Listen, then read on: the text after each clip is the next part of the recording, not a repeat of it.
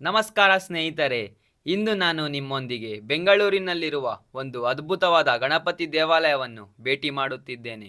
ಇದು ಶ್ರೀ ಅಭಯಹಸ್ತ ಬಲ್ಮುರಿ ಗಣಪತಿ ದೇವಸ್ಥಾನ. ಈ ದೇವಾಲಯವು ಕೆಂಗೇರಿ ಸ್ಯಾಟಲೈಟ್ ಟೌನ್ನಲ್ಲಿ ಲೊಕೇಟ್ ಆಗಿದೆ.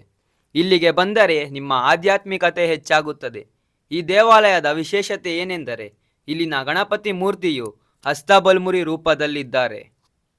ಈ ದೇವಾಲಯವು ಶಾಂತಿಯುಕ್ತವಾದ ಸ್ಥಳವಾಗಿದೆ.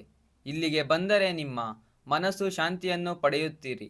ದೇವಾಲಯದ ಸುತ್ತಮುತ್ತಲೂ ಸುಂದರವಾದ ಗ್ರೀನರಿ ಹೂವಿನ ತೋಟವಿದೆ.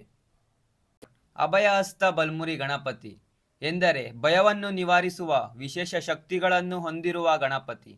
ಇದು ಅಪರೂಪವಾದ ರೂಪವಾಗಿದೆ.